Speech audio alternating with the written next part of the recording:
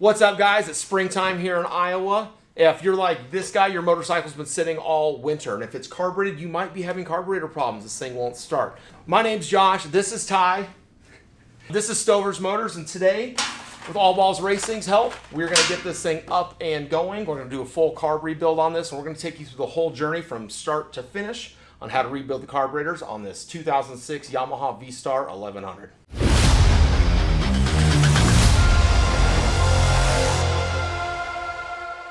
Before we start tearing down this motorcycle, I want to go through this All Balls Racing Carb Rebuild parts kit. I like always going through all my parts before we start any job, just so we know what we're looking for inside of the carburetor or whatever you're working on. That way you can just be aware of what is and isn't going back in it. So get this out of the way and open up this bag. All Balls Racing carb kits are awesome to use. I've been using them for over 15 years professionally and personally on my stuff as well as customer stuff.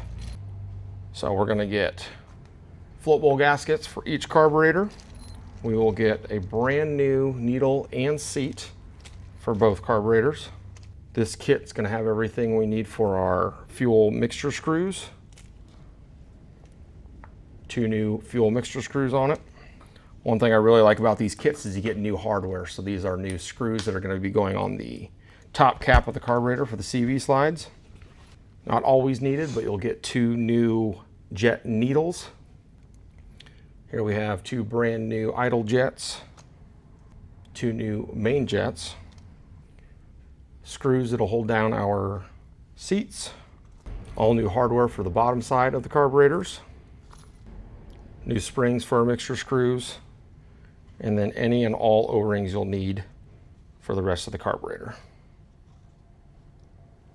So in this video, guys, we're going to break this down into 4 separate parts. We're going to have the disassembly, the removal and cleaning of the carburetors, rebuilding of the carburetors, and then reassembly of the bike and testing.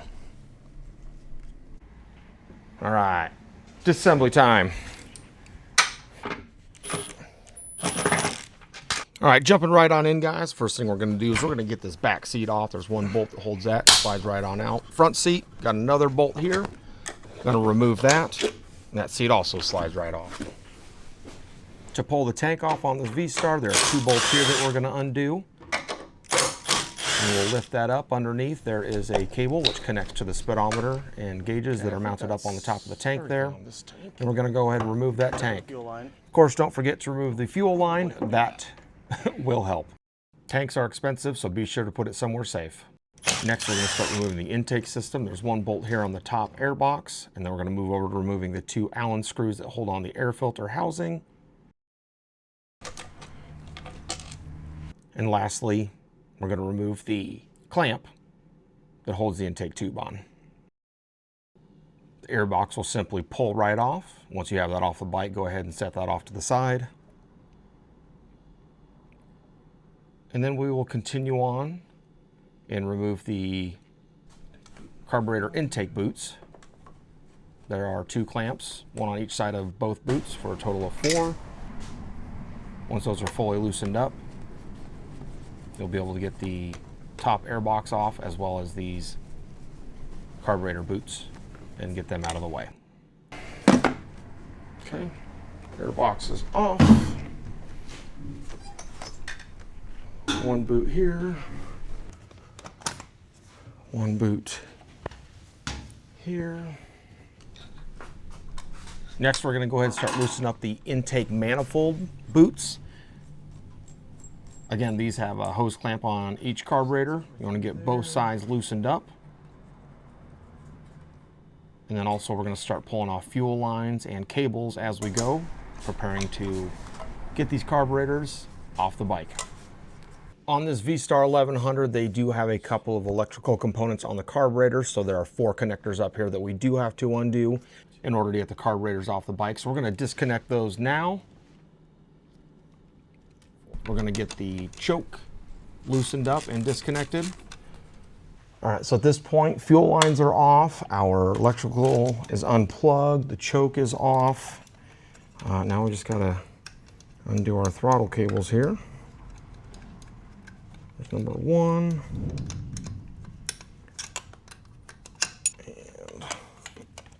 2. All right, quick glance around to make sure that's everything. Should be everything, right? Mm-hmm. Okay. All right. Everything undone, we should be able to work these things out. I've already loosened up the manifold clamps. So I'm going to gently and carefully work these out. Okay, that side's out. Over this side. Pull this side out. And then as far as pulling them out, not necessarily a right or wrong way, just get them out without breaking anything. Apparently it can come out this way, just like that. Okay. All right, off to cleaning and then rebuilding.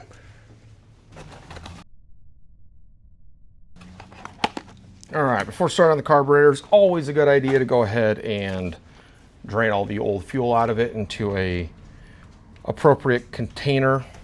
Dispose of the old fuel properly. We're gonna go ahead and start getting these things pulled apart. I like to try to keep the carburetors organized. Sitting on the bike, you have carburetors 1 and 2. Everything is always left to right as if you're sitting on the motorcycle. So this one's carburetor number 1, this one's number 2. Easy to remember because number 1's got this chrome piece attached to it. And we're gonna go ahead and start disassembling this. If you're not familiar with pulling apart carburetors, now is a great time to take some photos or take some videos of everything so you can reference back to them if needed be. Worst case scenario, you can always hop online and find a parts diagram and reference that.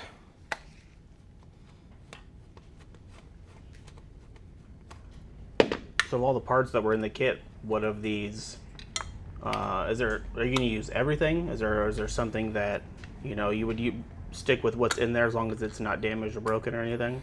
There are certain things that I personally will pick and choose on what I do and don't use. Well, the All Balls racing kits, most everything is pretty safe to use on them. They make great products. Their parts are consistent. I don't have issues. One thing that I do like to make note of, and we'll check it when we get these apart, is if the motorcycle's got modifications like an aftermarket exhaust or aftermarket intake, it could already have a jet kit on it, and the kits or the jets that come in these kits are factory sizes. So if you've got a jet kit and you put these factory ones in there and it needs a jet kit, it is not going to run right. So do make a note of that. Otherwise, I will use most of everything in this kit.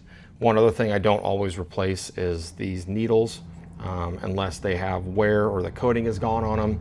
I'll usually just leave the factory ones in there. They're set where they need to be, and I don't like to mess with them if I don't have to. All right, top of the carburetors, we have a cap. There is a spring. You guys will notice as I'm pulling these apart, try to hold that cap down, not let it shoot off. There's not a ton of pressure behind them, but pull these all out, keep all the parts together. This is your CV slide. These work on air movement, and the more air going through the carburetor, the higher these lift, the more fuel that is allowed to go through into the engine. On these, you just want to take a quick glance at these diaphragms. If these do have a crack or a hole in them, they do need to be replaced. The bike will not run if those are damaged, but these ones appear to both be in good shape, apart from a little dirt and stuff on them, but we'll wipe those off. Don't put carburetor cleaner on the rubber components. It is hard on them. Quick little tech tip on these before we move on. When you get the carburetor all put back together, it's a great idea to go ahead and test to make sure these things are seated, and we have a quick trick way to test these, and we will show you that as we get the carburetors put back together. All right, that's it for the top of the carburetors. Relatively simple. We're going to move on down to the bottom here. We're just going to move these out of the way so we can get to our screws. There are 1, 2, 3, 4 screws per float bowl. Go and remove those and get that float bowl off.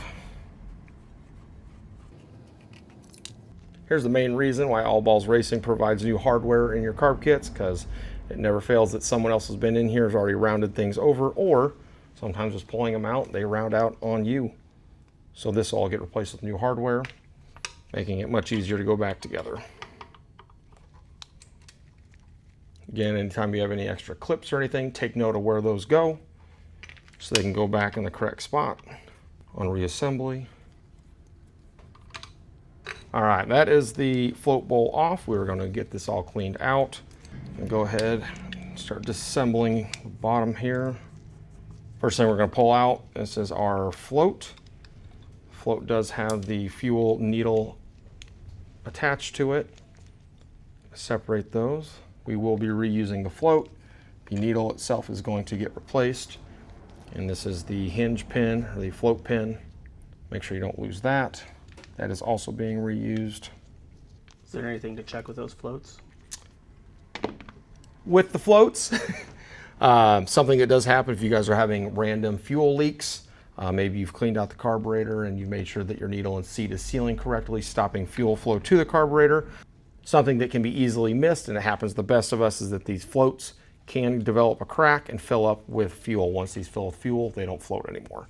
So shake them around, see if you hear any fuel in it. These ones are floating. If you're questioning whether it's going to work or not, get a cup of water, throw it in the cup of water, try to submerge it, see if any air comes out. Great way to test these and save you a headache. Next thing we're going to pull out here quick is the seat here. There is a screw that holds that in.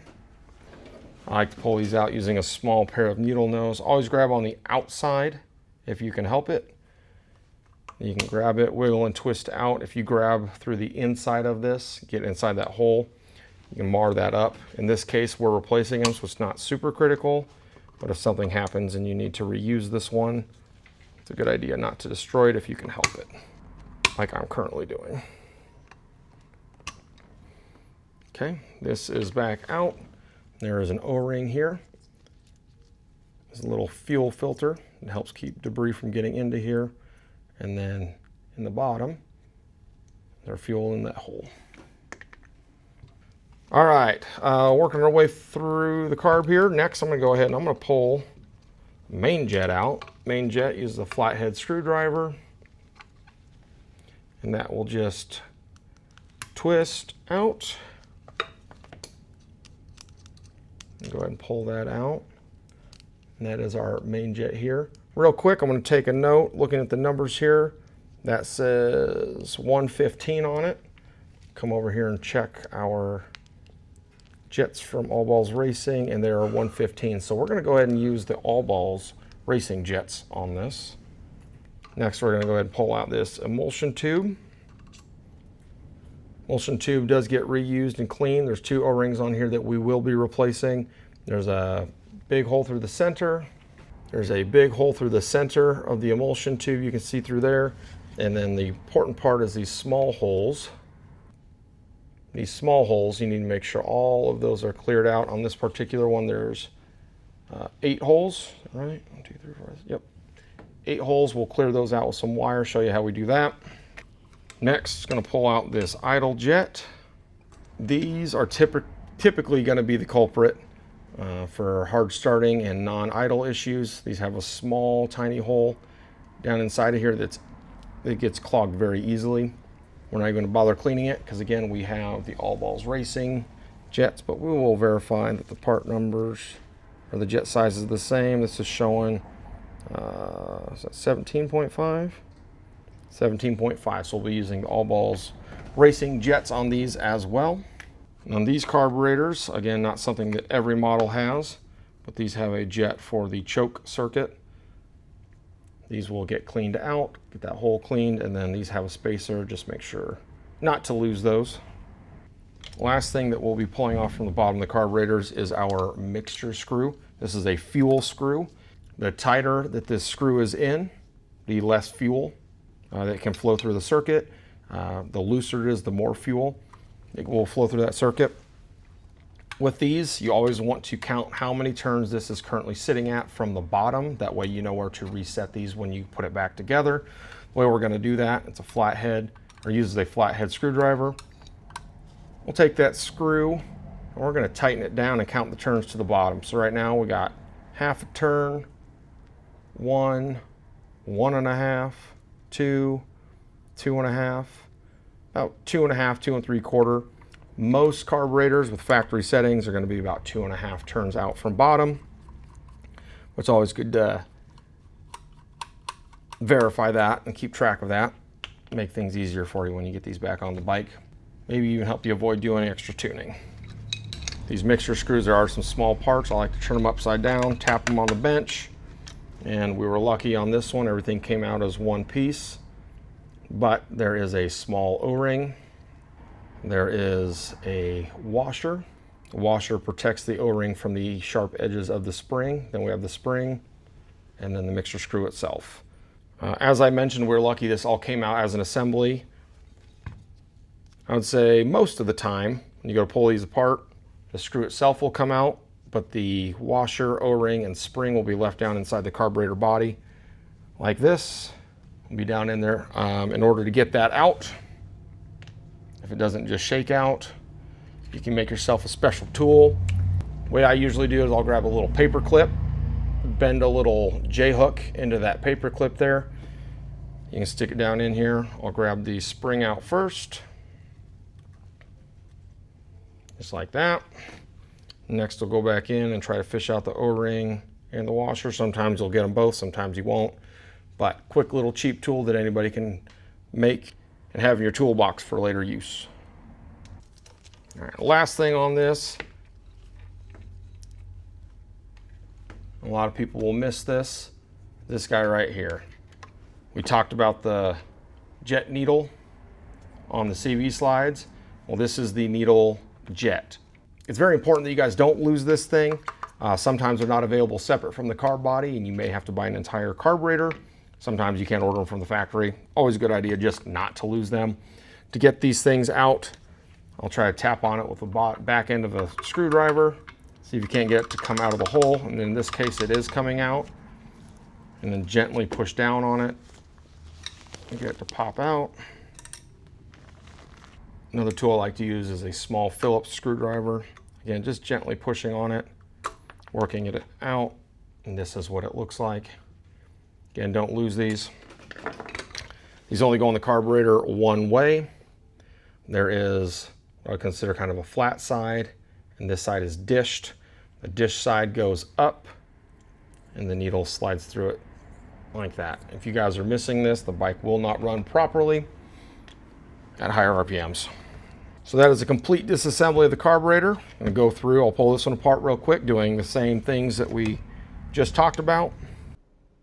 We're going to skip on over the second carburetor, guys. It's identical to the first one. No need to repeat everything.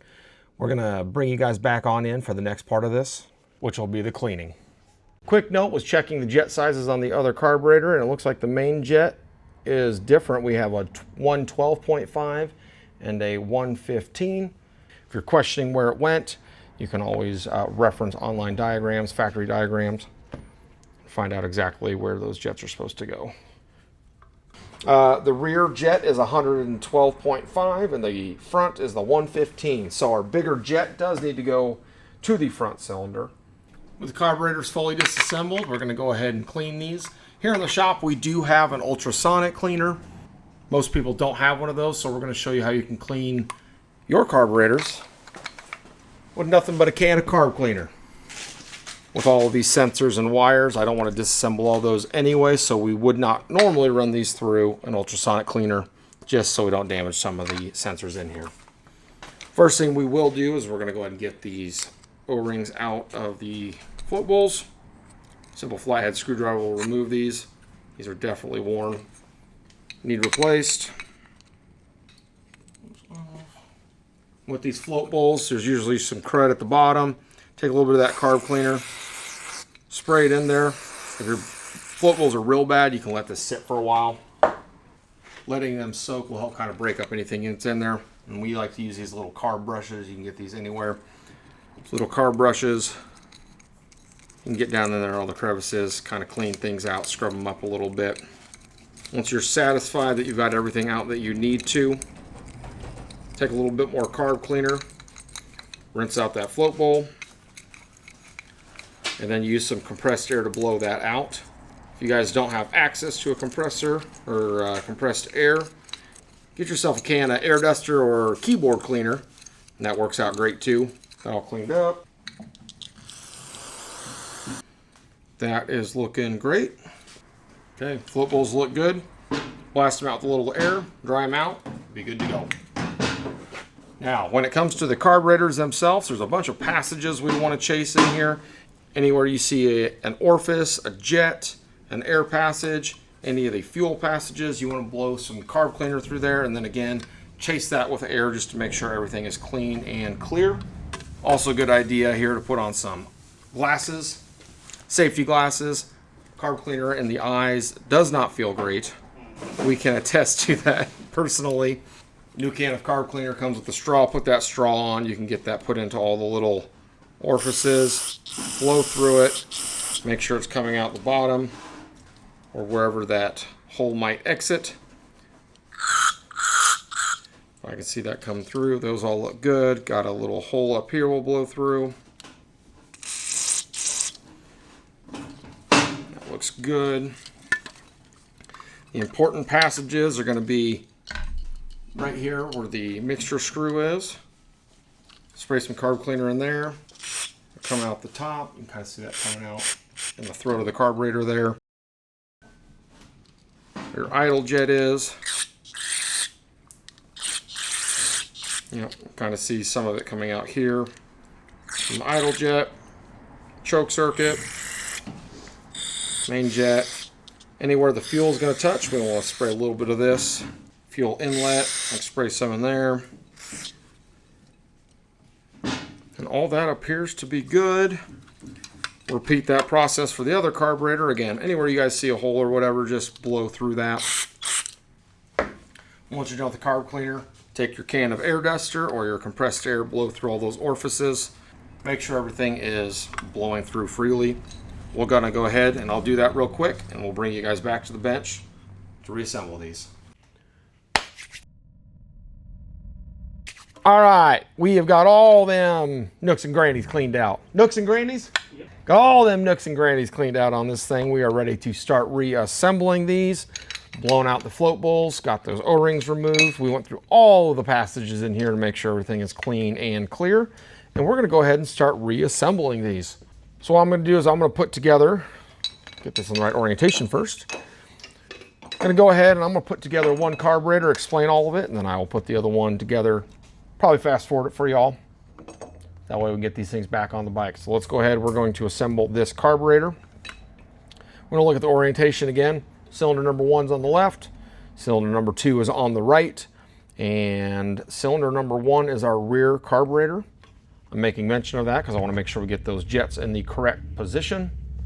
Well, first things first, let's start with this emulsion tube. If you guys are cleaning out jets, there's a couple of tools we really like to use for cleaning out jets. For the DIYers, a little bit of stranded wire from electrical wire works great. Pull yourself a little piece of wire from, it could be trailer wiring, any kind of wire that's got stranded wire in there. Cut it out, remove yourself a piece of copper wire here, and that works great for cleaning out the small idle jets and even the small holes on these emulsion tubes. That works great. That's a good DIY option. The other DIY option that's fantastic is bread ties. These bread ties are fantastic. Pull the plastic outer sheathing off, and then these wires work great. Again, these won't fit into idle jets, but these will fit great into main jets and even into the holes on the side, these emulsion tubes. So bread ties, I love them. Use them for years and years, and everybody's got a bread tie laying around somewhere. If you guys are doing carburetors more often, kind of like what we are, another great option, you can get these little carburetor kits. These come with all the brushes I use for cleaning out the float bowls. And these do have twisted stainless steel wire on them. These also work great. They don't always go small enough for some of these holes, so do keep that in mind. And in this case, oh, there's one that fits. Just gonna run through, make sure those holes are nice and clear.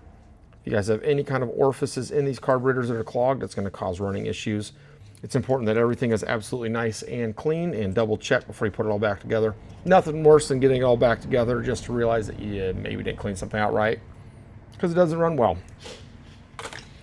And a new option that we actually learned here on social media is people are taking guitar strings. So this is the high E string off of a guitar. I bought like a 20 pack of these for like $5, but these things are nice and stiff. They fit in small orifices, big orifices, whatever. Work out for cleaning all the jets. So guitar string's great, and there's several feet here. So you can get all kinds of these for just a few dollars and trim off what you need, use what you want. Great option. Anyway, get through, clean all those orifices, make sure all them small holes are cleaned up. Once those are good, we're going to take both of our emulsion tubes. We're going to replace these O-rings. Replace these O-rings, I like to take small flathead screwdriver. Going to get in here, try to pull that off, being mindful that there are brass threads right next to this, so we do need to be careful not to damage those. Sometimes these can be difficult. Since these are brittle, they're not stretching, so you can just yank on them and they will fall apart. Gonna go through our all balls racing kit here and figure out which O-rings we need. Looks like we got that guy here, which fits that perfect, and then this one was a little bit fatter. Slide it on from this side. Roll that up into place, and there we go. This thing is ready to install. Before we install the emulsion tube, we do need to make sure we get that needle jet put back down in.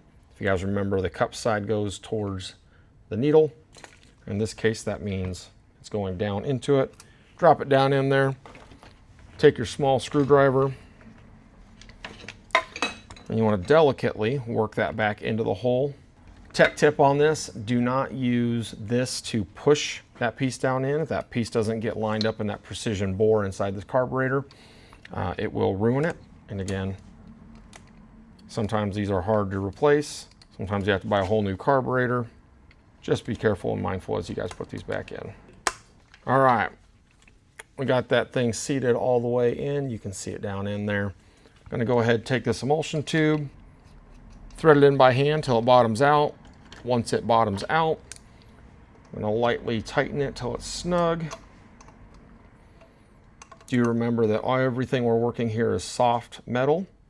We have brass going into aluminum. Both are soft metals. You don't need to over torque any of this stuff. Just make sure everything's nice and snug so it doesn't vibrate out as you're riding, but not overly tight that you ruin it.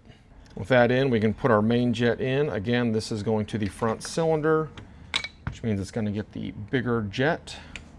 The bigger jet was a 115, so we got our 115. The 112.5 is going on the rear cylinder. Gonna go ahead and thread that jet right on in, and we're gonna snug that back down. Again, snug, not over tight. These will break off. I've done it myself. That is in. We're gonna go ahead and install our jet for the choke system. Just because you can see light through one of these jets doesn't guarantee that it's clear, so it's always a good idea just to run some wire through it. We're gonna take that guitar string, run it through there real quick. That's looking good. Again, this one had a spacer on it. Most carburetors do not have that. This model it does. You find an extra piece, can't figure out where it goes, refer to the parts diagram. Snug that down. And our idle jets, I'm gonna compare them side by side. They should be the same. Both of those are 17.5, so it doesn't matter which carburetor those go on to.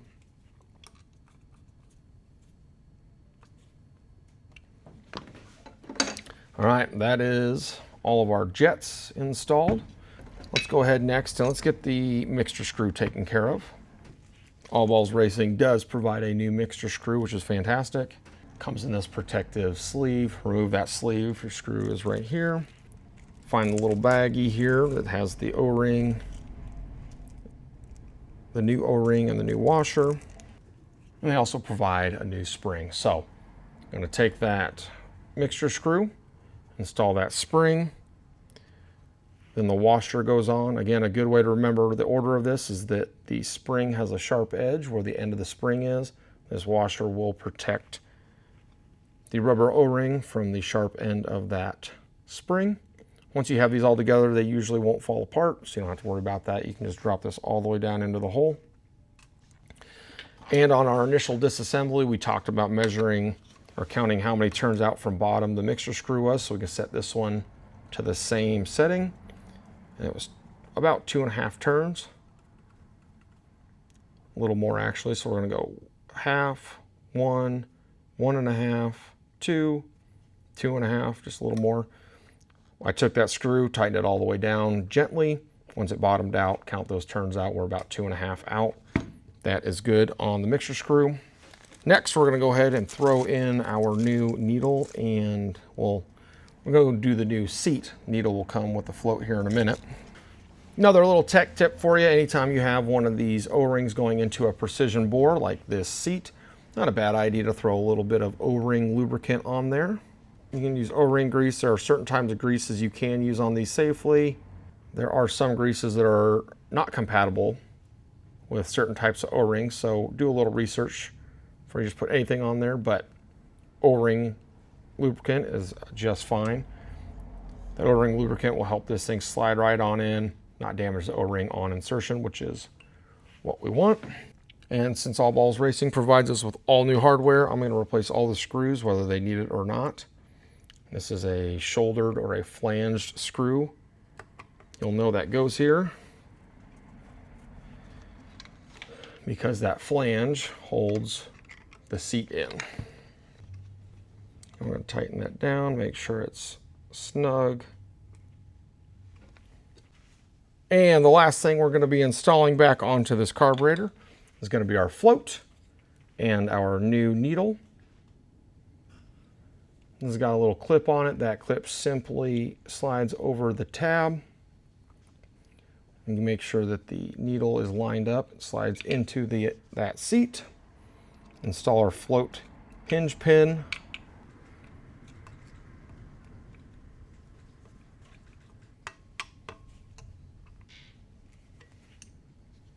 This kit also comes with a new screw for that hinge pin, so we're going to get that installed and we're all good to go. And carburetor, I do want to show you guys a quick test that I like to do here in the shop. This is a tool that not a lot of people will have. They are inexpensive, so if you're going to be doing a lot of carburetors, great idea to grab one. They can save you a lot of headaches.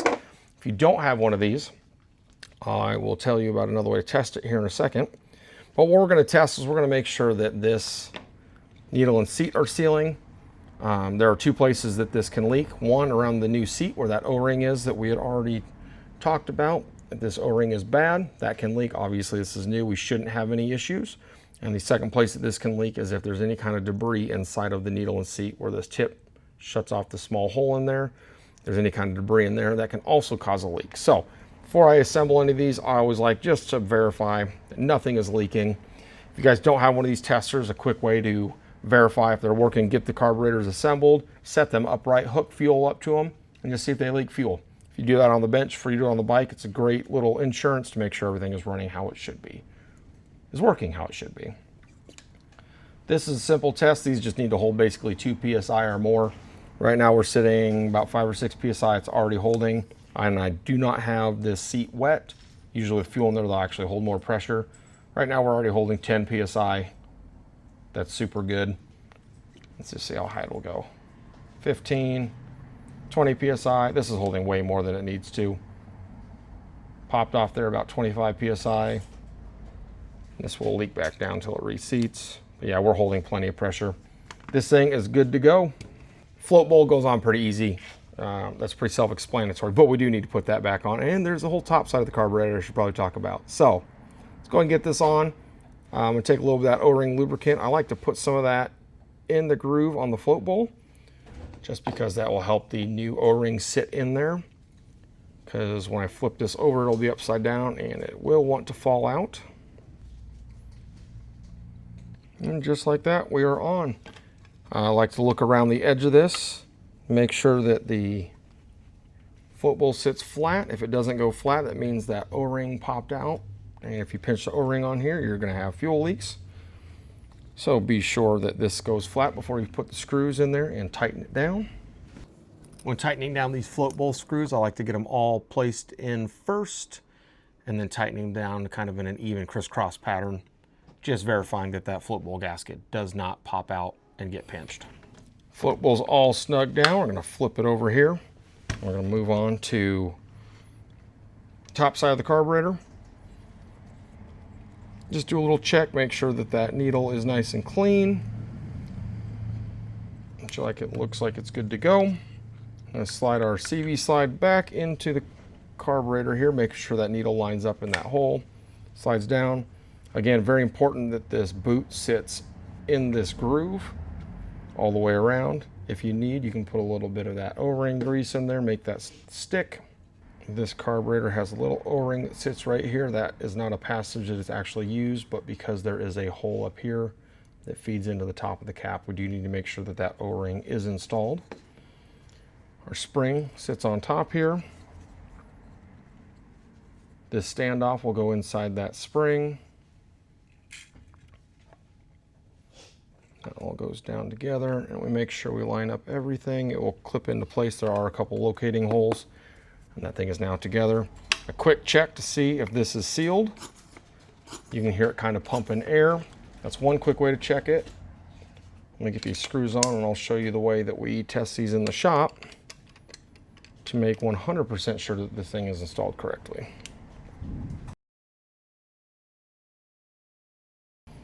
All right, cap's on. Sounds like it's installed correctly. Another quick way you can check this, to blow some air in here. I like to use compressed air to do this, but if you don't have compressed air, you can actually just blow on this with your mouth if it's clean.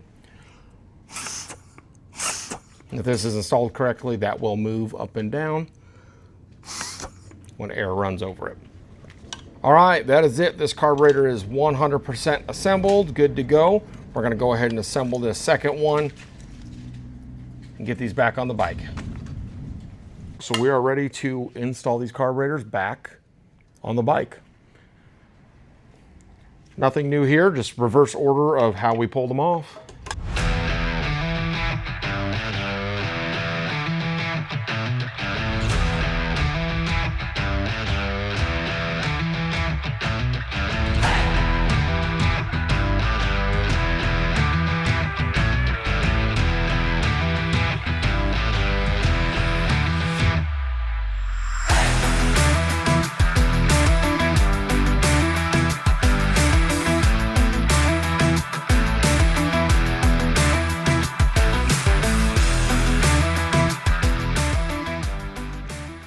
All right, guys, so we got this tank on here. I want to really emphasize, and this has already been done, we just did it off camera. Before you ever hook up your fuel tank back to your freshly cleaned carburetors, especially if the bike has been sitting, you 100% need to make sure that the fuel in here has been removed and the tank has been flushed. If you guys have some crud in this tank or some bad fuel or maybe some water or something in here, if you guys turn this thing on, send bad fuel down to your carburetor, it's going to undo all the work we just did. So we always drain this fully, dry it out, put some fresh fuel in, put it on reserve, make sure nothing bad is coming out. Visually use a flashlight to verify what you can. Again, make sure nothing is coming out of here. Make sure you got good clean fuel, and then you can hook up your tank. Again, we have already done that on this. So now we just need to hook up our fuel. Hose clamp on, and turn our fuel on. Okay. Bike is all back together, minus the seats. I'm gonna go ahead and try to start this thing and see where we're at.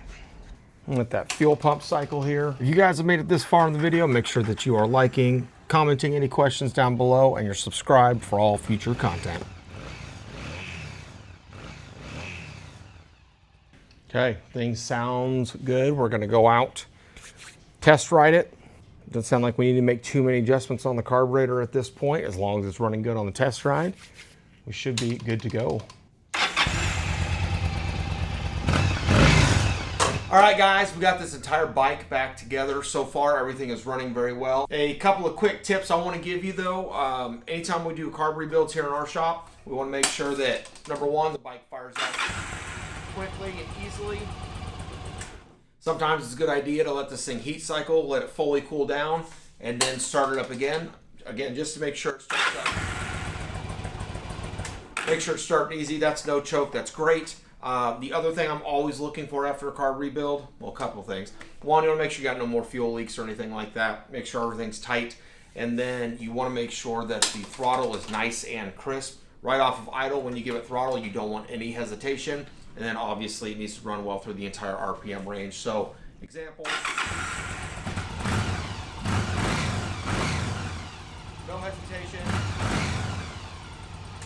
bike's running great. That's exactly what we want it to do. After you're fully done with it, make sure you get the bike wiped down. Haven't done that yet. You then need to go take it for a test ride, make sure everything's working well. If this is a personal project for yourself, you're all good to go. If it's a customer's like ours, you go and give them a call, get your money, everyone's happy. Appreciate you guys for checking out the video. Shout out to All Balls Racing for hooking us up and taking care of us on all the parts on this bike. We'll catch you guys later.